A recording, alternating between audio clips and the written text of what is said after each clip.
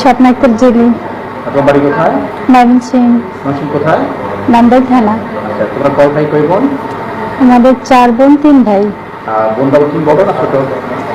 আমার বোন বড়, আমি সবার ছোট আর কি। আর তো ফুটবল খেলে? না, আমি একাই। আর ভাইরা ফুটবল খেলে? না, আমি একা। এবার তুমি কোন গ্রামে খেলতেছো লিগে? ফরাজগঞ্জ।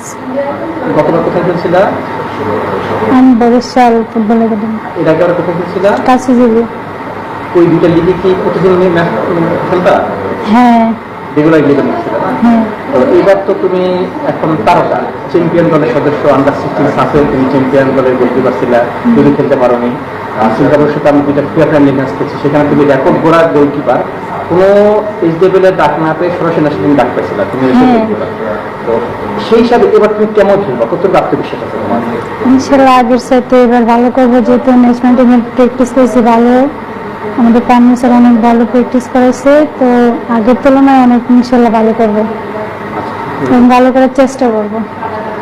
আর জাতীয় দলে কত দূর যেতে চাও? এখনো তো কোনো জাতীয় খেলা হয়নি, টিমে ছিলা। হ্যাঁ। এমনকি এবার কি মনে হয় যে লিগে পারফরমেন্স দিয়ে তুমি